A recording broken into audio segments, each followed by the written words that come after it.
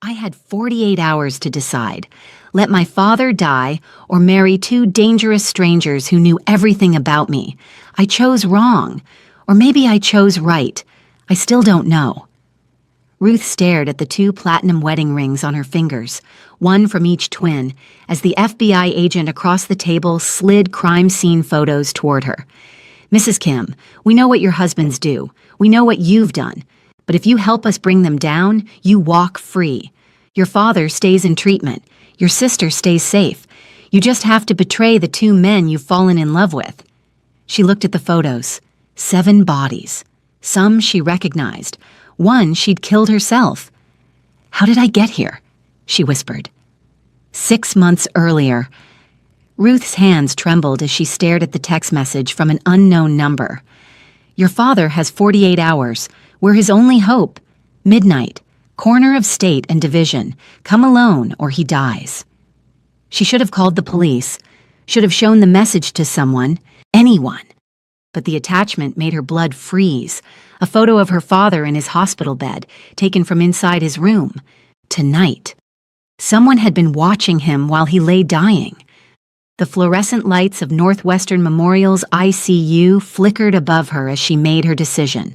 Stage 4 pancreatic cancer. 3 months to live, Dr. Morrison had said.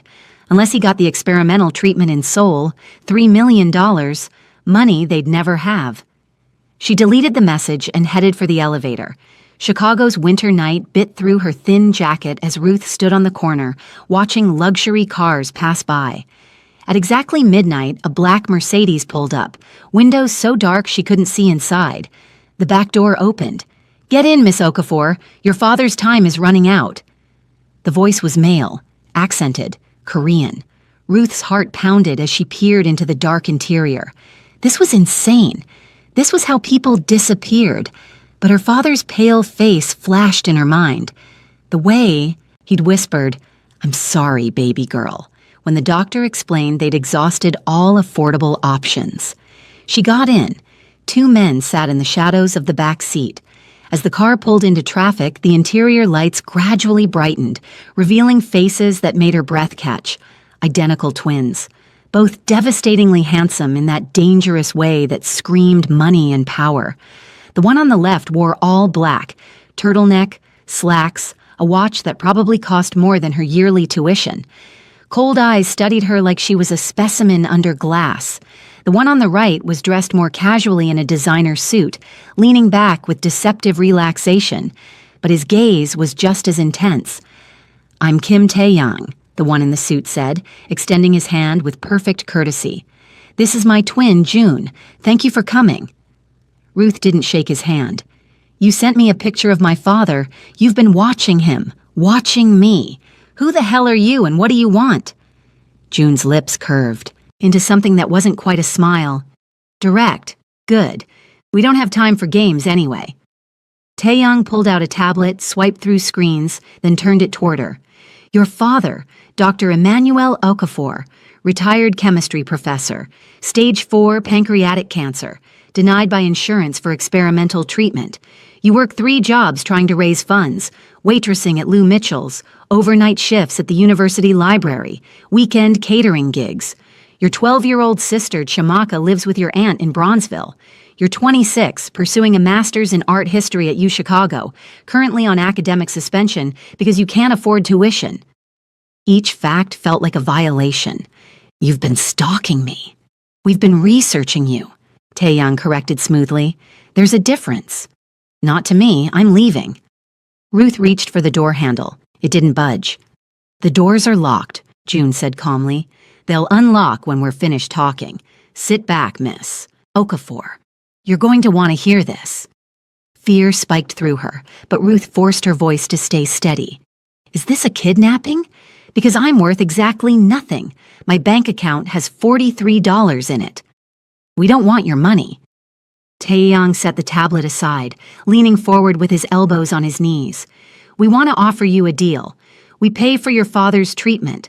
Full coverage, best oncologists in Seoul, private facility, aftercare for life. We also pay off your student loans, set up a trust fund for your sister's education, and give you a monthly stipend of $50,000. The numbers were so absurd, Ruth almost laughed. In exchange for what? My kidney? Both kidneys? June's expression didn't change. In exchange for you marrying us, both of us, for a minimum of 2 years. The world tilted. You're insane. We're practical, Taeyang countered. Let me explain our situation. Our family runs Kim Industries. You've probably seen our buildings. Downtown. What you don't know is that our business extends into less legitimate territories. We control significant portions of Chicago's underground economy. Our mother in Seoul is pressuring us to marry women from appropriate Korean families. Women she's selected. Women who will give her leverage to control our operations. We refuse to be controlled, June cut in, his voice hard as granite. We need a wife who has no connections to Korean business families, no hidden agendas, no family debts to repay, someone desperate enough to agree but strong enough to survive in our world. Ruth's mind raced. This is insane. Marriage fraud is illegal. Not fraud if the marriage is real, Taeyang said. You'll legally marry June. Socially, you'll be wife to both of us. We'll live together, attend events together, present a united front. In exchange, your father lives. Your sister's future is secure, and you get enough money to start over when the 2 years are up. What happens behind closed doors? The question came out smaller than she intended. June's eyes darkened. Nothing without your explicit consent. We're not animals, but we won't pretend we don't want you. What happens between the 3 of us will always be your choice. The car was moving through Chicago's streets, past neighborhoods Ruth recognized. They were heading toward the Gold Coast, toward money and power so far removed from her world they might as well be on different planets. I need to think. Your father has 48 hours, June interrupted. The treatment needs to start immediately or his window closes. We need an answer tonight. That's not fair. Life isn't fair. Taeyang's voice softened slightly. But this deal is. We're offering you something no one else can, a chance to save your father and secure your future. All we ask is 2 years of your life. The Mercedes pulled up to a building that looked like it had been carved from glass and steel, the Peninsula Hotel. Ruth had walked past it 1,000 times, never imagining she'd ever step inside. A valet opened her door. Welcome to the Peninsula, ma'am. Taeyang stepped out first, extending his hand to help her. June emerged from the other side, and suddenly she was flanked by both twins as they walked through a lobby that reeked of old money. We have a suite upstairs, Taeyang explained as they stepped into an elevator, private, secure, where we can talk more freely. Every instinct screamed at her to run, but when the elevator doors closed, Ruth caught sight of her reflection in the polished brass, a tired woman in a cheap jacket and scrubs from her hospital shift, eyes hollow from too many sleepless nights. Her father was dying. She had no money, no options, no hope, except the one these 2 dangerous strangers were offering. The presidential suite was obscene, floor-to-ceiling windows overlooking Lake Michigan, furniture that looked like art installations, a grand piano in one corner, space bigger than her entire apartment building. June moved to a bar pouring amber liquid into crystal glasses. Bourbon. You look like you need it. Ruth took the glass but didn't drink. I need to understand why. You're clearly wealthy, clearly powerful. You could hire any actress, any model to play this role. Why me specifically? Taeyang settled on a cream leather sofa, gesturing for her to sit across from him. Several reasons. First, you're American-born, which gives you citizenship advantages our mother can't easily overturn. Second, you have no connections to our world, no leverage for enemies to exploit. Third, your father's situation makes you desperate enough to agree, but not so desperate that you'd betray us for a better offer later. And fourth, June added, sitting beside his brother, you're a survivor, working 3 jobs while taking care of your dying father and supporting your sister. You're smart, resourceful, and stronger than you know. Those are... Qualities we need in a wife. Wife. The word felt surreal. Ruth finally took a sip of bourbon. It burned going down, grounding her. What exactly would this marriage entail? Day to day, I mean. Taiyang pulled out a folder, slid it across the glass table. Contract terms. You'll live in our estate in Lincoln Park. Your own suite, complete privacy. You'll attend social functions with us. Charity galas, business dinners, family events. You'll present as our devoted wife. In return, your father gets treatment immediately. Your sister gets a full-ride scholarship to any school she wants. You get the monthly stipend and a lump sum of $5 million when the 2 years are complete. If you leave before 2 years, June added, his tone making it clear this was non-negotiable. The treatment stops. The money stops. Everything stops. Ruth flipped through the contract with shaking hands. The legal language was dense, but certain clauses jumped out. Marital duties to be determined by mutual consent. Public appearances are mandatory minimum twice weekly. Pregnancy clause. If she became pregnant, the contract extended to 5 years with additional compensation. This pregnancy clause is standard protection, Taiyang said quickly. We're not planning on that happening, but if it did, we'd want to ensure the child's security. Ruth set down the contract. I need guarantees, real ones. How do I know you'll actually pay for his treatment if I agree? June stood, walked to a desk in the corner, returned with a laptop. A few keystrokes and he turned it toward her. Check your father's hospital portal, patient account. She logged in with trembling fingers. Her breath caught. Outstanding balance. Zero new entry. Patient approved for experimental treatment protocol. Transportation to Seoul National University Hospital arranged. Departure, 72 hours. Full financial coverage confirmed. Sponsored by Kim Medical Foundation. We already paid, Taeyang said, softly. The treatment is happening whether you agree to marry us or not. Your father lives regardless. Ruth's vision blurred with tears. Then why do you need me to agree to anything? You already have the leverage. Because we're not monsters, June interrupted. We won't force you into anything. The treatment happens either way. But if you agree to the marriage, you also get the money, the security, the future. If you decline, we'll respect that. Your father still gets help. You just don't get the additional benefits.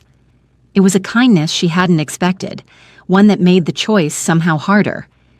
Can I have time to think? Just a few hours? You can have until morning, Taeyang agreed. There's a guest room through that door. Stay here tonight. Rest. Think it through. We'll need your answer by 8 a.m.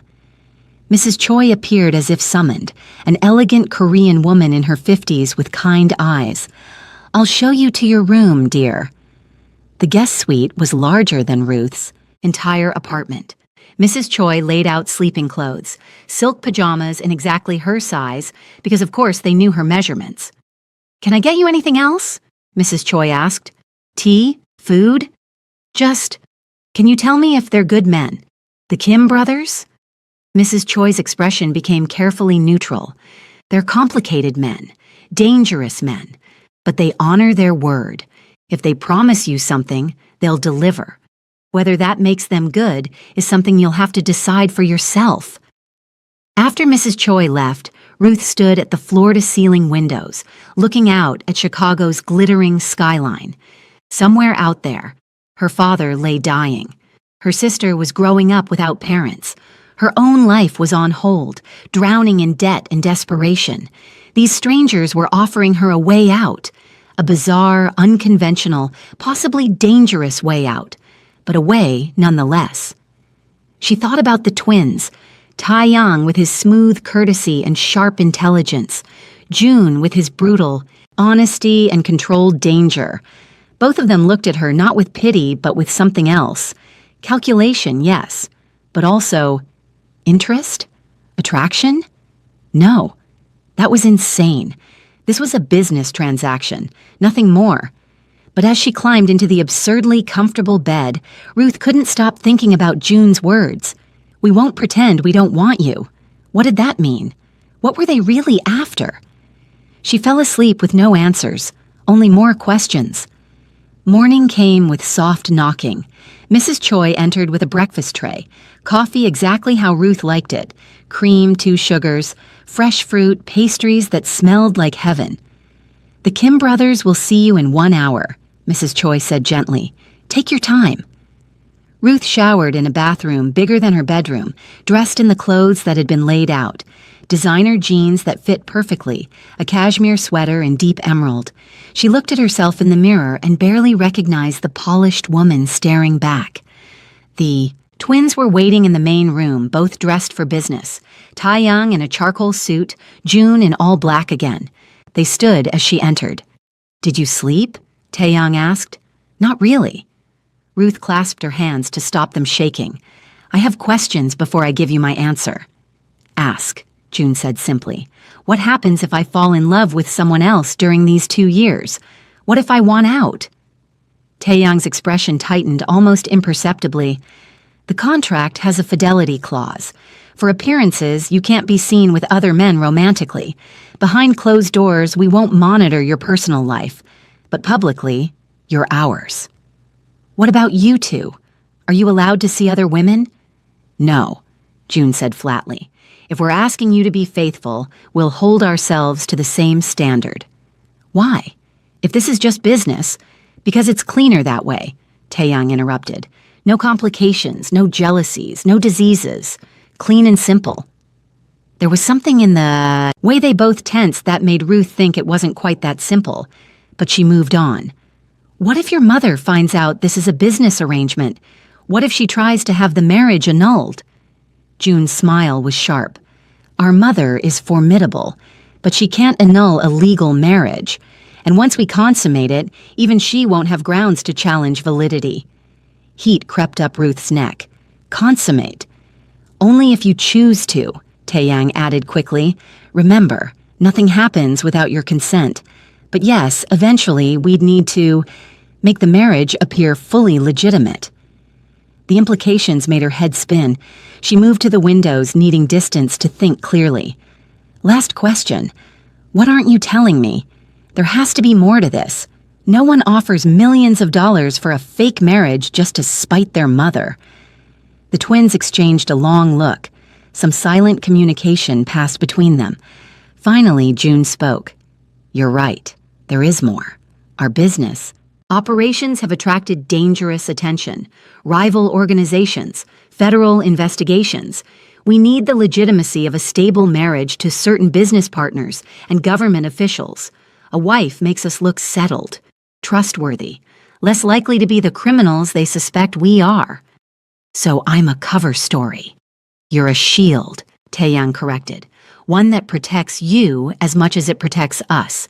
As Mrs. Kim, you'll be untouchable. No one will dare threaten you." "And if I say no?" "Then we wish you well," June said. "Your father still gets treatment. You walk away with nothing else but no hard feelings." It was the escape clause that made Ruth realize they were serious. They were giving her a real choice. She thought of her father, of Chiamaka, of the life she could build with $5 million and no debt. She thought of 2 years with these dangerous, beautiful strangers. "I have one condition," she said finally. "If I agree, I want complete honesty going forward. No more secrets. No more surveillance without my knowledge. If I'm going to be your wife, even a fake wife, I deserve the truth." "Agreed," Tae-young said immediately. June nodded. "Full transparency." Ruth took a deep breath, looked out at Chicago one last time as a free woman. "Okay, I'll do it. I'll marry you both." The twins moved toward her simultaneously, like they'd choreographed it. Tae-young took her right hand, June her left. "Then we should start immediately," Tae-young said. "The marriage ceremony is scheduled for this afternoon. City Hall, private ceremony, minimal witnesses." "This afternoon," Ruth's voice cracked. "That's too fast. Your father flies to Seoul tomorrow," June reminded her. "We need you legally bound to us before he leaves. Protection starts the moment you sign the papers." Mrs. Choi appeared again with a garment bag. "Your wedding dress, Mrs. Kim." The title hit like a physical blow. Mrs. Kim. She was really doing this. The next hours passed in a blur of preparation. Hair and makeup artists transformed her. The dress, simple but elegant cream silk that somehow fit her curves perfectly, making her look like she belonged in this world. When she looked in the mirror, she saw a real bride about to marry two men she'd met less than 24 hours ago. "You look beautiful," Taeyang said from the doorway, his eyes warm with what looked like genuine admiration. June appeared behind him, his gaze more intense, more possessive. Perfect. The ceremony at City Hall was efficient and surreal. A judge who asked no questions, two witnesses Ruth didn't recognize, and the twins in matching black suits that made them look like princes from a dark fairy tale. "Do you, Ruth Okafor, take June Kim to be your lawfully wedded husband?" She looked at June. His dark eyes held hers steadily, no doubt, no hesitation. "I do." June slid a platinum band onto her finger. "Mine," he said softly. Not part of the ceremony, but a claim, nonetheless. Taeyang stepped forward, placed a matching ring on her right hand. "Ours," he whispered. "You may kiss your bride." June moved first, cupping her face with surprising gentleness before pressing his lips to hers. The kiss was brief, but claimed ownership in a way that made her knees weak. Then Taeyang turned her into his arms, his kiss softer, but no less possessive. When they finally stepped back, Ruth was married to both of them in every way that mattered. "Welcome to the family, Mrs. Kim," the judge said with a knowing smile. The reception was at their Lincoln Park estate, a mansion that made the Peninsula Suite look modest. Chicago's Korean elite filled elegant rooms, all wanting to meet the mysterious woman who'd married both Kim brothers. "She's stunning," a woman gushed to Taeyang. "Where did you find her?" His arm tightened around Ruth's waist possessively. "She found us. We're the lucky ones." The lie flowed so smoothly Ruth almost believed it herself.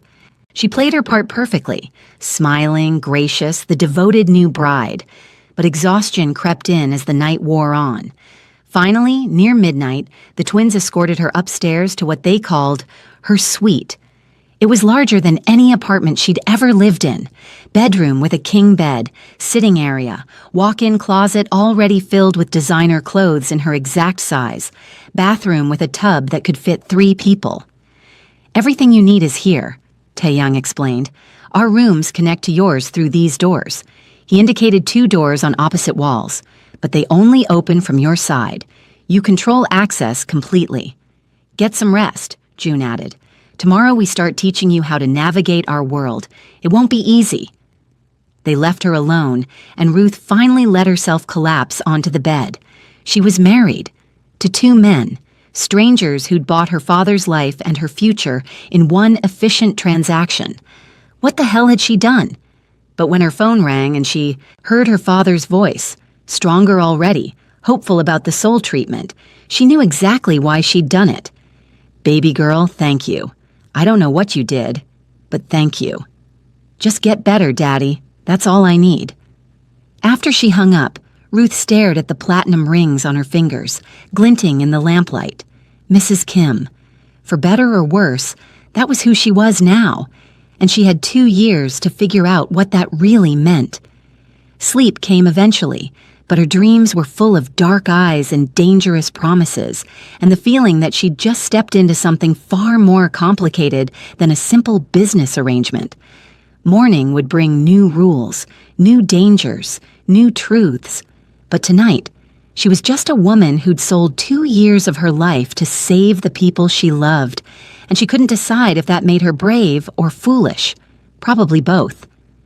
The first morning, as Mrs. Kim began with screaming alarms and the sound of running footsteps, Ruth bolted upright in bed, heart pounding. Both connecting doors burst open simultaneously, Taeyang and June rushing in, weapons drawn.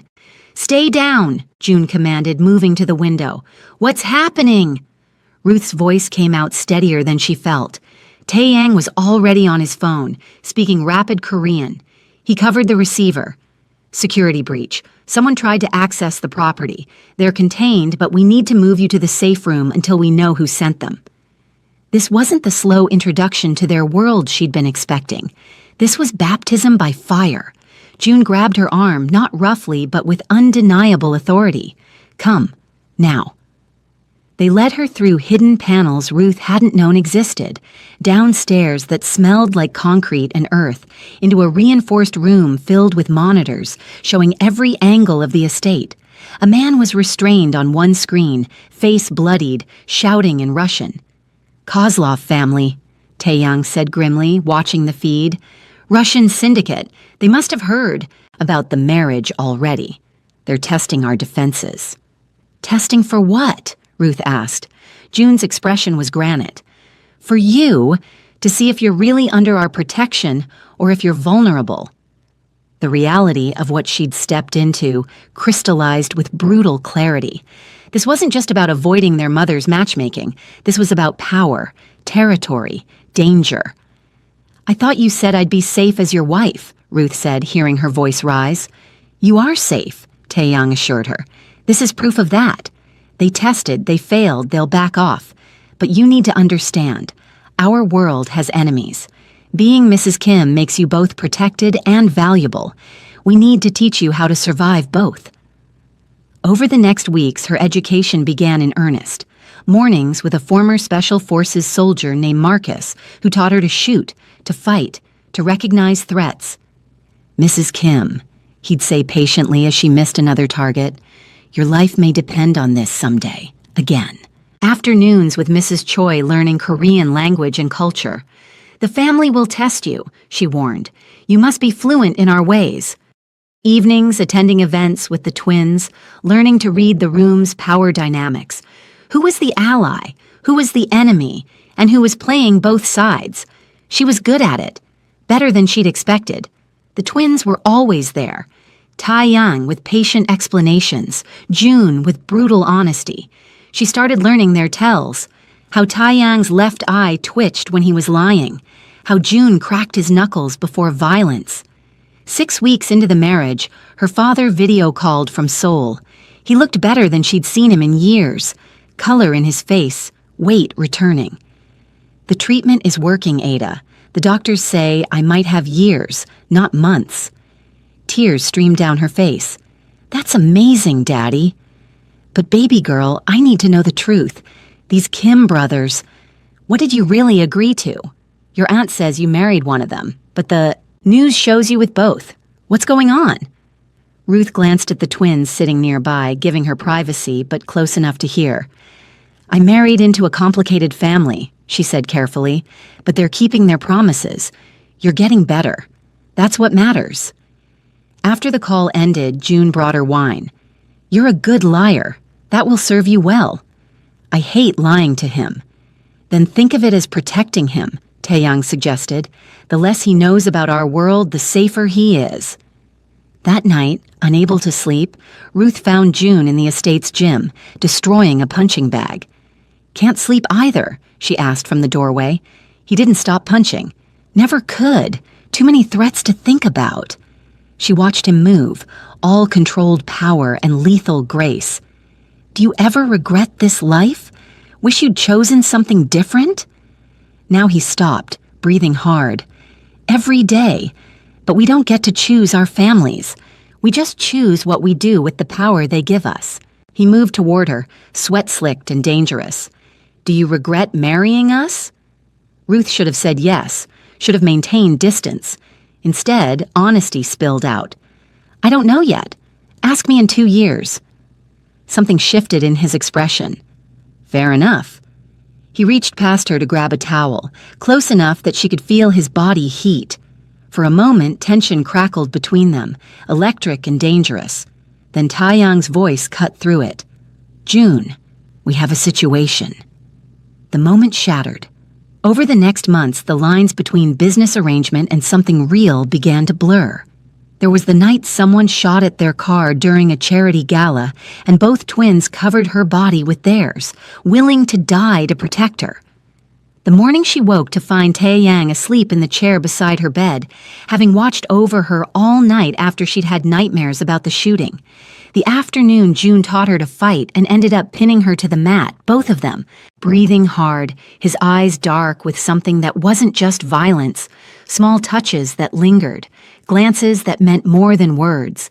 The way they both tensed when other men looked at her too long. She was falling for them, both of them, and she was terrified. Then came the night that changed everything. A business dinner at Alinea, Chicago's most exclusive restaurant. The twins, Ruth, and representatives from their Seoul office, including someone Ruth hadn't met. Lee Minji walked in like she owned the place. Stunning, elegant, everything Ruth wasn't. Taeyang, June. She kissed both their cheeks with familiar intimacy. How wonderful to see you, and you must be the wife. The way she said wife dripped with condescension. Taeyang's hand found Ruth's under the table, squeezed reassuringly. Minji, this is Ruth, my wife, June's wife. How modern, Minji purred, sitting across from them. Tell me, Ruth, how does one manage being married to two men?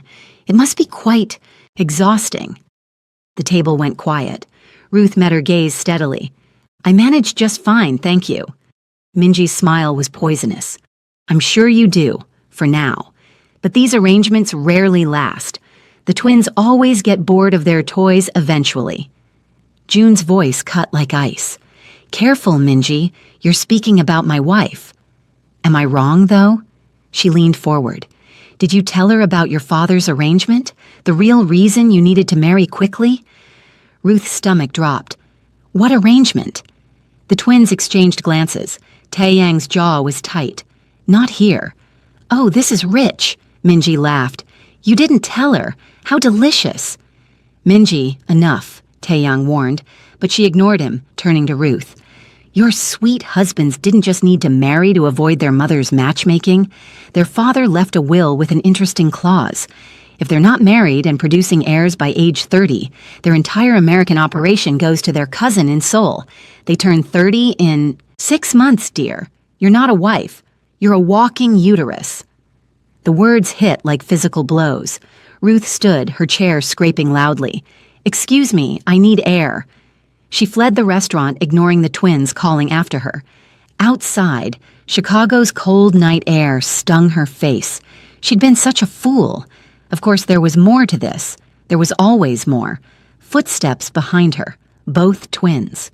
Ruth, let us explain. Taeyang started. Explain what? That you lied? That this whole marriage was really about securing your inheritance?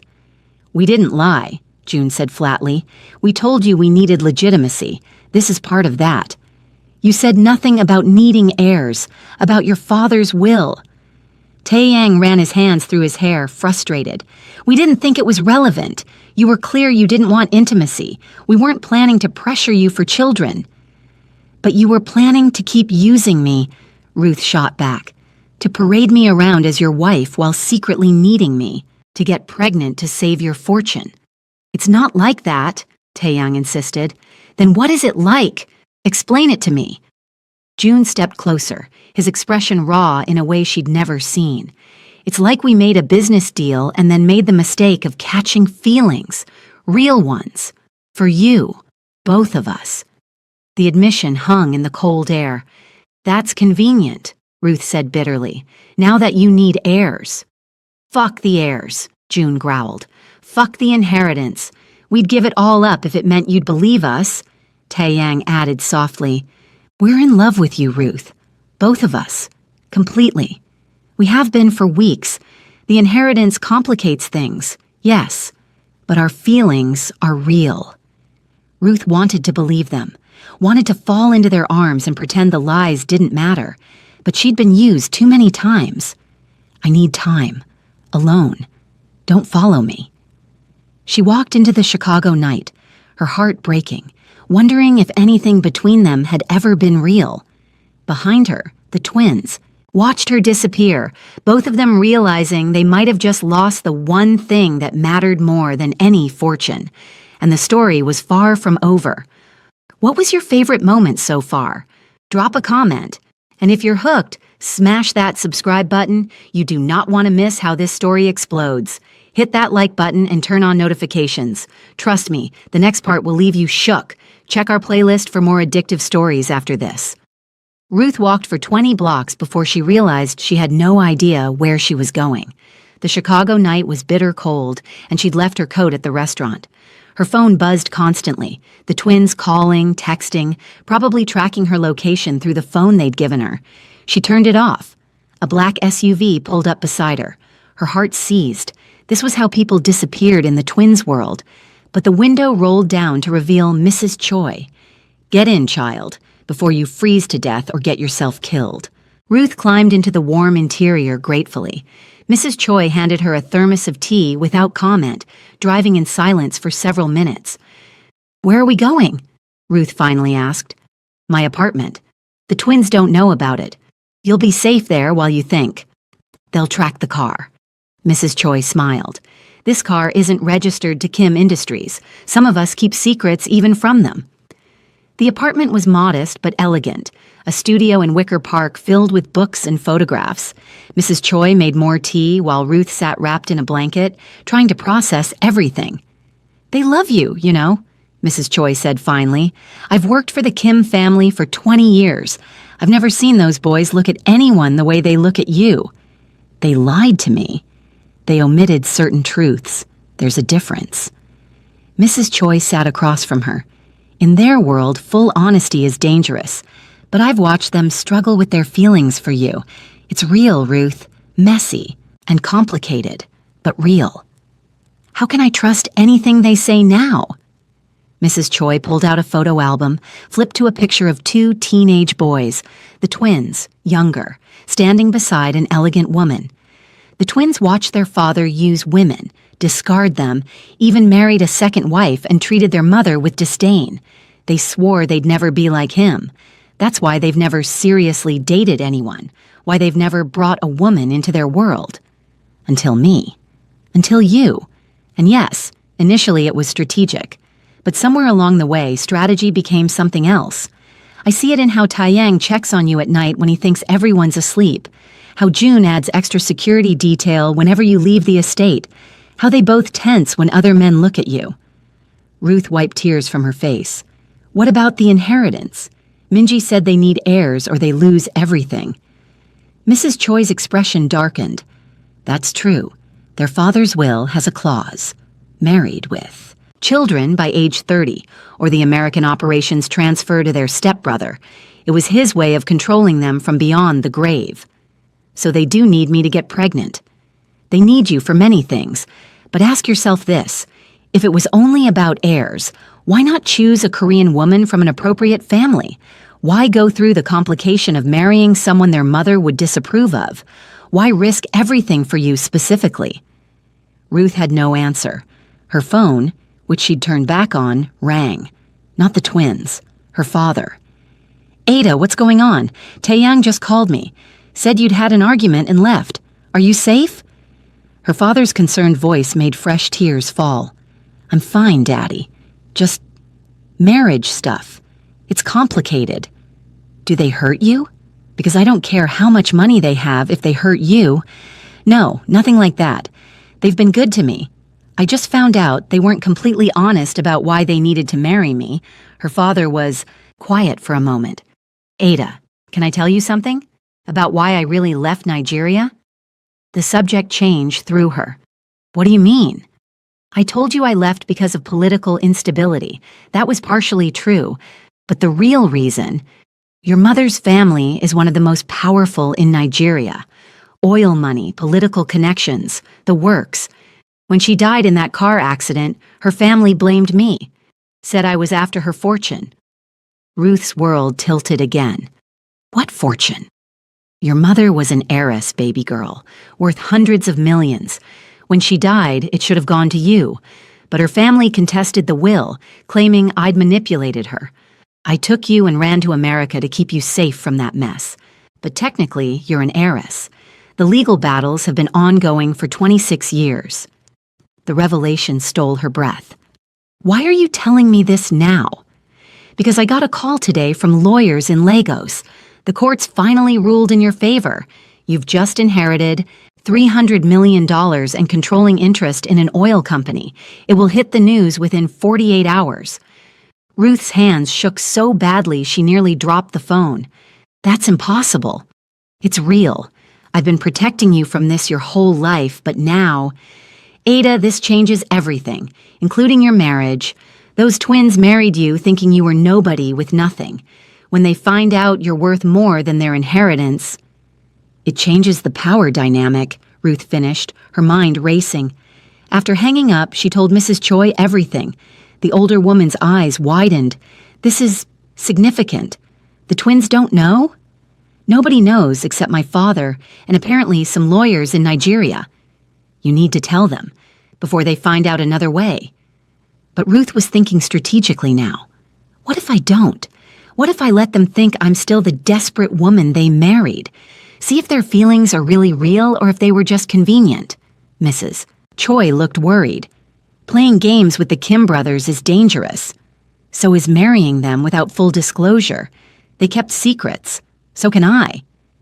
Ruth returned to the estate at dawn. Both twins were waiting in the foyer, looking like they hadn't slept. Relief flooded their faces when they saw her. Ruth, thank God, Taeyang moved toward her. We were terrified. We've had teams searching all night. I needed space. I got it. Now we need to talk. They moved to Taeyang's office. Ruth sat across from both of them, channeling every bit of strength she had. I'm willing to continue this marriage, she began, but on new terms. June leaned forward. What terms? Complete honesty. No more omissions, no more convenient forgetting to mention crucial details. You tell me everything about your business, your family, your plans, everything. Agreed, Taeyang said immediately, and the heir situation. If I do decide to have children with you, with both of you, it will be because I want to, not because of your father's will. You need to find another way to secure your inheritance that doesn't involve using me as a broodmare. June's jaw tightened. We never intended to use you. Then prove it. Figure out another solution. You have 6 months. Use them. Both twins exchanged glances. Some silent communication. There might be a way, Taeyang said slowly. Our father's will has a loophole. If we can prove the inheritance clause was made under duress or undue influence, we can contest it. Can you prove that? Ruth asked. June's smile was sharp. Our father had dementia in his final years. His second wife, our stepmother, had significant influence over him. If we can prove she manipulated him into adding that clause to benefit her own son, we can get it overturned. Then do that. And until then, we continue as we are, married in public, separate in private. Ruth, Taeyang started, those are my terms. Take them or I walk. And good luck. Explaining to Chicago society why your month-old marriage is already falling apart. The threat was real, and they knew it. Agreed, June said finally. We'll contest the will. We'll give you complete transparency, and we'll wait for you to decide when and if you want more from this marriage. Something in his voice made Ruth's heart ache, but she held firm. She didn't tell them about her inheritance. Not yet. That was her card to play when the time was right. Over the next weeks, the twins kept their word. They included her in business meetings, explained the intricacies of their operations, showed her the legal and illegal sides of their empire. She learned they controlled shipping routes, real estate development, and yes, certain underground gambling and protection operations. Not as violent as the movies portrayed, but not entirely legal either. She also learned they were being investigated by the FBI. Agent Sarah Chen had been building a case for 2 years. She has. Nothing concrete, Taeyang explained during a meeting with their lawyers, but she's persistent. Our marriage actually helps. Makes us look more legitimate, less like criminals. So I'm a shield in more ways than one, Ruth observed. You're our wife, June corrected. Everything else is secondary. But Ruth noticed how they both tensed when Agent Chen's name came up. There was something they weren't telling her. She found out 3 days later when Agent Chen approached her outside her art history class at UChicago, which she'd been able to resume thanks to the twins' money. Mrs. Kim, can we talk? Agent Chen was mid-40s, sharp-eyed, wearing a pantsuit that screamed, "Federal Agent." "I don't think that's appropriate," Ruth said carefully, remembering the twins' warnings about law enforcement. "5 minutes, please. It's about your safety." Against her better judgment, Ruth followed her to a coffee shop. Agent Chen slid a folder across the table. "I've been investigating the Kim brothers for racketeering, money laundering, and conspiracy. I have evidence they've killed at least 7 people in territorial disputes over the last 5 years. Ruth's blood ran cold. "That's not possible." "It's very possible, and you're now an accessory to their crimes, unless you help me build a case against them." "You want me to betray my husbands. I want you to save yourself, because when I bring them down, and I will bring them down, everyone close to them goes down too, unless you're cooperating with my investigation." Agent Chen pulled out more photos, crime scenes, bodies, dates, and locations that Ruth recognized from the twins' calendars. "Think about it, Mrs. Kim. You're young, smart, you have your whole life ahead of you. Don't throw it away for 2 criminals who married you for convenience." After Agent Chen left, Ruth sat staring at the folder until her coffee went cold. That night, she confronted the twins in June's office. "Agent, Chen approached me today, showed me evidence of murders, bodies, dates. She says you've killed 7 people." The twins' expressions went carefully blank. "What did you tell her?" June asked, his voice dangerously quiet. "Nothing. But I need to know the truth. Did you kill those people?" Silence stretched. Finally, Taeyang spoke. 4 of them, yes. June and I personally. The other 3 were ordered by us, carried out by our security team. The confirmation hit like a fist to the stomach. Why? Because they threatened our operations, our family, our lives. June's eyes were hard. "This is the world we live in, Ruth. Sometimes violence is necessary for survival. That's 7 people who are dead because of you." "7 people who would have killed us if given the chance," Taeyang countered. "We're not innocent, Ruth. We never claimed to be. But we're not monsters either.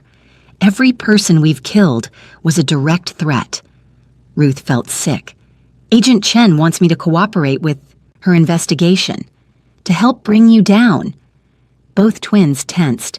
"Will you?" June asked. It was the moment of truth. Ruth thought about the past months, the way Taeyang brought her coffee every morning exactly how she liked it, the way June taught her to shoot, patient despite his usual brusqueness, the way they both looked at her like she was precious beyond measure.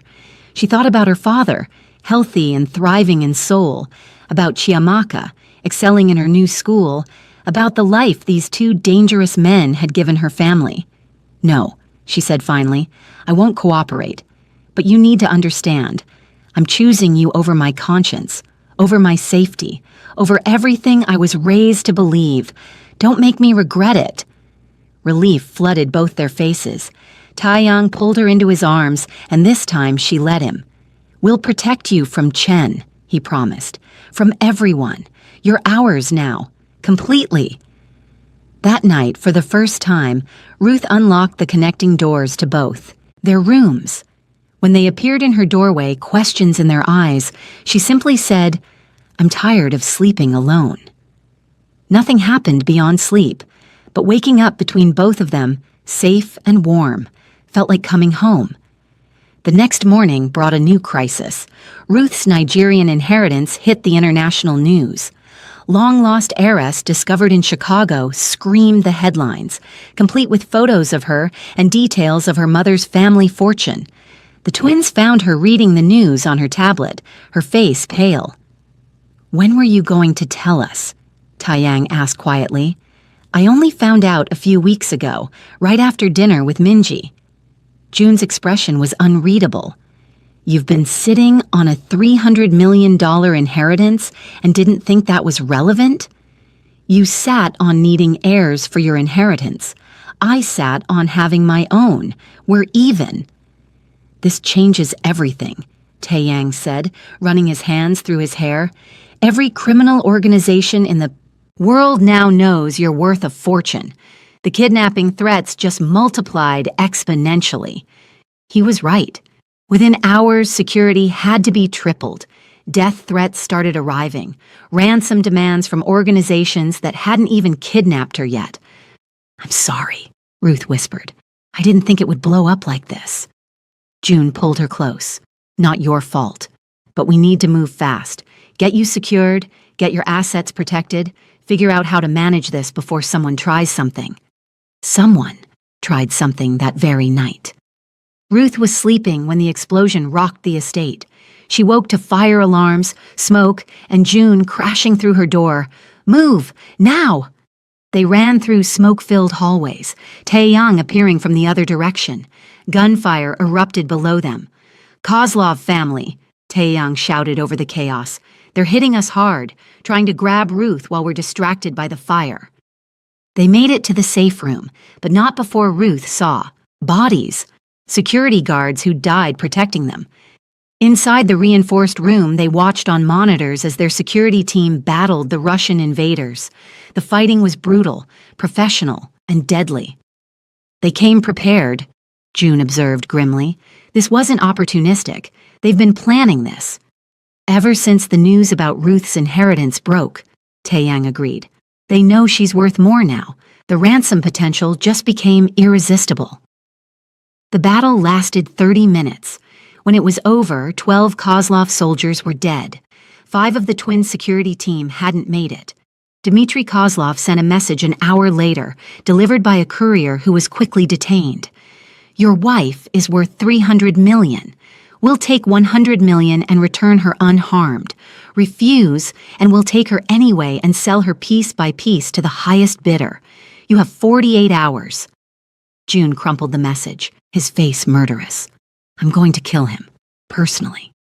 "We need to be smart about this," Tae-young cautioned. "An all-out war with the Kozlovs will draw federal attention we can't afford. Chen is already circling." "I don't care," June snarled. "They threatened Ruth. They die. All of them." Ruth had been silent, processing everything. Now she spoke. "Use my money." Both twins turned to her. "What?" Tae-young asked. "I have 300 million. Use it. Pay them off, make them go away, buy us time to figure out a permanent solution." "Absolutely not," June said flatly. "We're not giving criminals your inheritance. It's my money, my choice, and I choose ending this before more people die." But Tae-young was shaking his head. "It won't work. The moment we show willingness to pay, every organization will line up for their piece. We'll spend your entire fortune buying temporary peace." "Then what's the solution?" The twins exchanged one of their loaded glances. "We end the Kozlov family permanently," June said. "Tonight." The plan was insane and brilliant. While Dmitry waited for his ransom, the twins would hit every Kozlov operation simultaneously. Warehouses, gambling dens, money laundering fronts, everything. "We're not just neutralizing a threat," Tae-young explained as they geared up. "We're sending a message. Touch what's ours, and we'll erase you from existence." Ruth watched them prepare, checking weapons, coordinating with their security teams, planning the attacks with military precision. "I'm coming with you," she announced. "Absolutely not," both twins said in unison. "I can shoot. You trained me for this. And I'm tired of being the damsel you protect. Let me fight." June looked ready to argue, but Tae-young surprised them both. "She's right. She's been trained. She's capable. And keeping her locked away just makes her more vulnerable." After a heated debate, they agreed. Ruth would stay with them, protected but present. The convoy of black SUVs rolled out at midnight.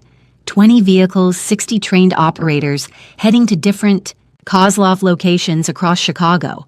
Ruth rode with the twins, bulletproof vest tight against her chest, gun heavy in her hands. "Stay behind us," June instructed for the 10th time. "If shooting starts, you get down. Understood?" She nodded, adrenaline making her hands shake. The warehouse district was dark and abandoned, perfect for illegal operations.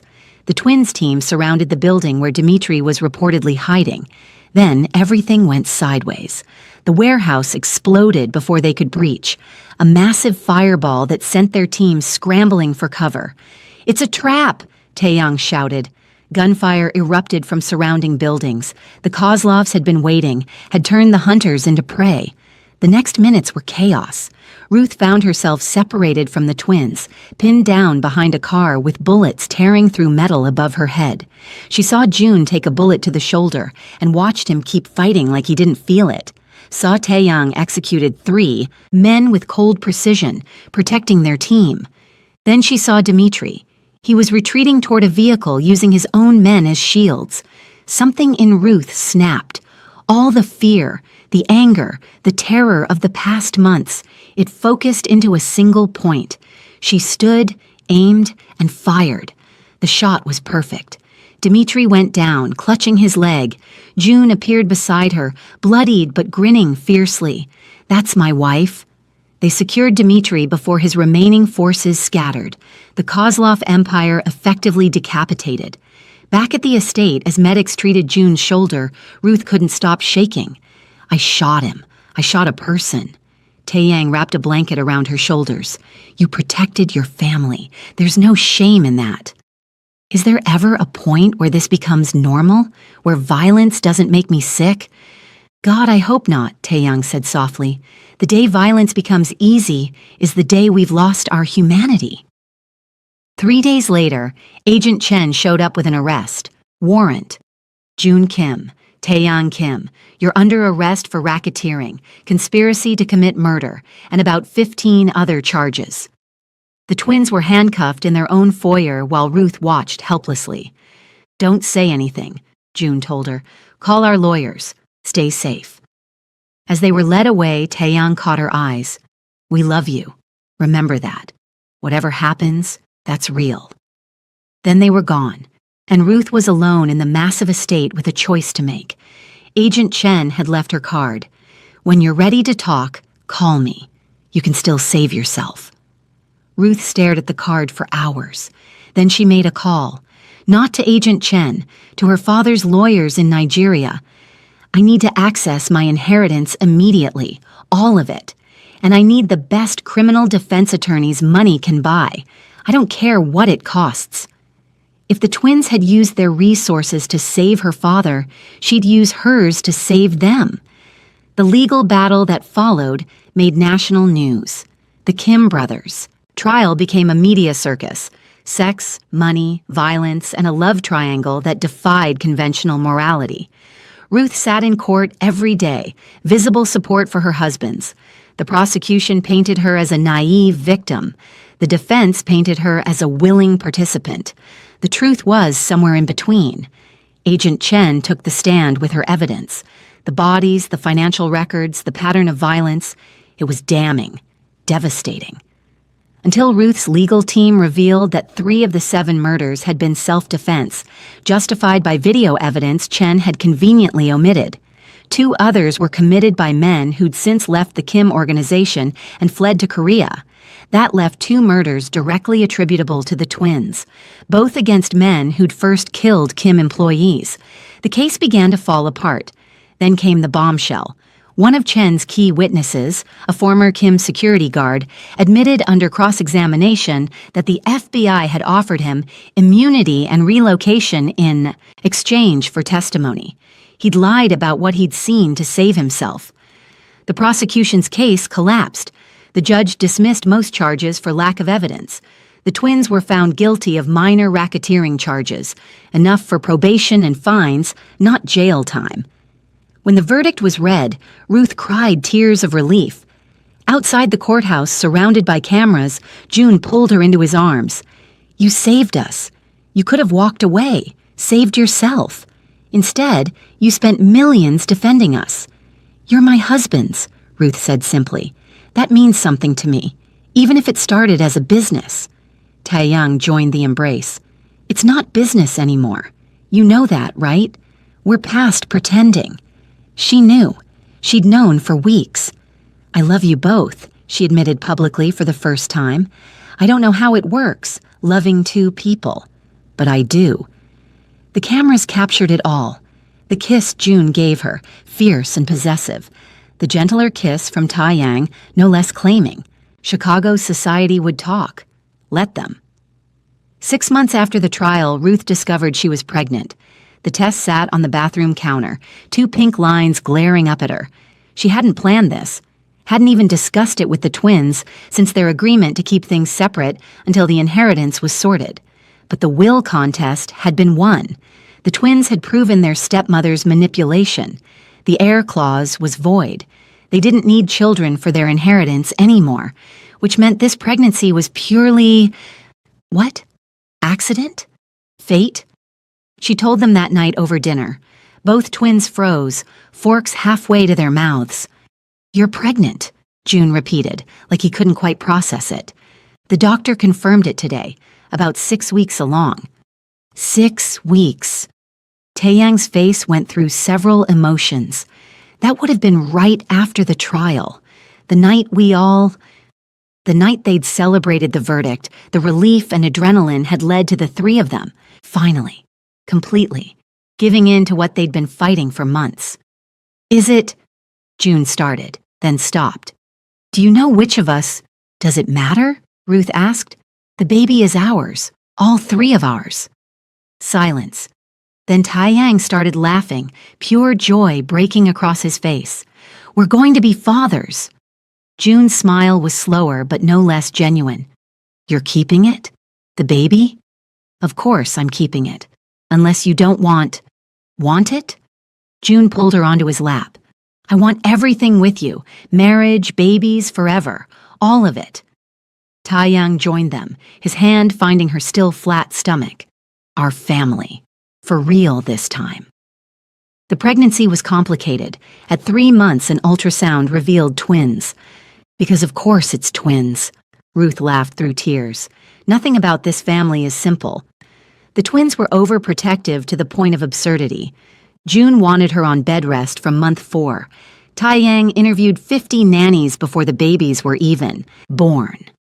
"You're both insane," Ruth told them regularly. "Women have been having babies for thousands of years. I'll be fine." Then came the night everything went wrong. 7 months pregnant, Ruth woke to pain and blood. So much blood. The twins rushed her to Northwestern Memorial, where Dr. Morrison, the same doctor who'd first diagnosed her father, took over. "Placental abruption," she explained grimly. "We need to deliver now or we will lose both babies." The emergency C-section was a nightmare. Ruth barely conscious, the twins barred from the operating room, both pacing the waiting area like caged animals.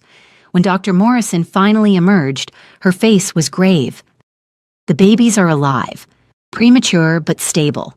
Ruth lost a lot of blood. She's in recovery, but..." "But what?" June demanded. "There were complications. She may not be able to have more children. The damage was extensive." Neither twin cared about more children. They only cared that Ruth was alive. She woke to find them both at her bedside, holding tiny bundles. "You have a son and a daughter," Taeyang said softly, placing the baby girl in her arms. "Both fighters, like their mother." The baby was so small, so perfect. Ruth counted fingers and toes, marveling at this tiny life. "What should we name them?" she whispered. They'd discussed names for weeks, never deciding. Now, looking at his daughter, June said, "Amara, it means grace in Igbo, for how she came into this world." Taeyang looked at his son, Dayo. Joy arrives, because he did. Amara and Dayo Kim, their children, their future. The NICU became their home for 6 weeks while the babies grew stronger. Ruth recovered slowly, the twins taking shifts, so she was never alone. Agent Chen visited once, looking at Ruth through the NICU glass. "You could have had a different life," she said quietly. "Safe, normal, legal?" "I have the life I chose," Ruth replied. "That's enough." Finally, they brought the babies home to the Lincoln Park Estate. Both twins fumbling with car seats, terrified of breaking their tiny children.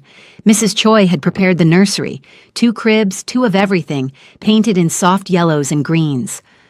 "Welcome home, young masters," she said, tears in her eyes. That first night, all 5 of them slept in the master bedroom, the twins in bed with Ruth, the babies in bassinets beside them. "This is real, right?" Ruth whispered in the darkness. "We're really a family." "We're really a family," Taeyang confirmed. "Forever," June added. "No more contracts, no more deals. Just us." 6 months after the twins were born, Mrs. Kim, the twins' mother, finally came to visit from Seoul. She walked into the nursery where Ruth was feeding Amara while Taeyang burped Dio. For a long moment, she just watched. Then she spoke in Korean, which Ruth now understood fluently. "I was wrong about you. I thought you were an opportunist, a gold digger who seduced my sons for money." "I didn't seduce anyone," Ruth replied in careful Korean. "They proposed a business arrangement. We fell in love despite ourselves." Mrs. Kim's lips curved slightly. "My sons have never brought a woman home, never introduced anyone to family, never shown interest in settling down. Then you appeared, and within weeks they were married, fighting wars, risking everything to protect you. I asked myself, what made you special?" "And?" Ruth prompted. "And now I see. You're not special because you're beautiful, though you are. Not because you're wealthy, though you are.